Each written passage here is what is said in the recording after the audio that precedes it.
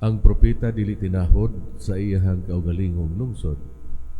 Kung si Jesus nakahibalo nga dili siya tahuron sa pag-adto niya sa iyang lungsod, sa iyang lugar nga natawhan, nganong wala man siya moadto sa laing dapit nga maayo nga modawat. Magigsuon si Jesus gusto niya nga mohatag kanato og sanglitanan. Dili siya interesado sa dungog, kundili ang paghimo sa iyahang misyon. Siya mismo mao ang mensahe sa Dios Amahan ngadto sa katawhan.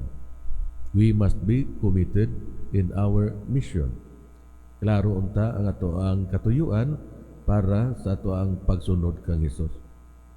Si Jesus naghimo og milagro pero gipahinumduman usab niya ang matag usa nga ang pagtuo, nga ang tinuod nga pagtuo di lang nga yano nga nakabase sa mga timailhan o kahibulungan. Nga ato kining makita diha sa kahilom o ginagmay nga paagi nga ang Ginoo naghimo siyang presensya nga mahibaluan. So muna diha sa ato ang pagpamalandong, diha sa ato ang pag-ampo, nga bisan ang ginagmay nga mga butang, no? Mga tanom, buwak, tubig, ang mga langgam. No? So niining pagiha daygo na to ang Ginoo tugod niining maong mga kahibulungan nga mga butang.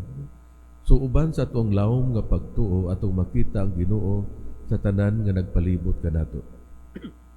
Ang manindot nga pagsubang o pagsalop sa adlaw ug sa wala nimo damha nga pagpangayo og pasaylo sa usa ka tawo diha kanimo.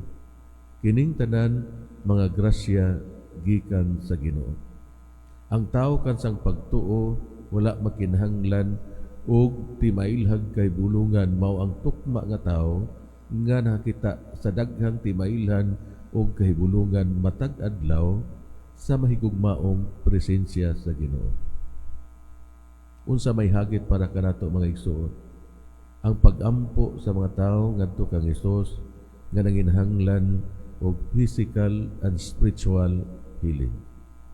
Ikaduha, ang sa pagpadayon ug makaunayon sa paghimog mga buhat sa kaluoy ilabi na ning panahon sa Kwaresma. May nagpalihok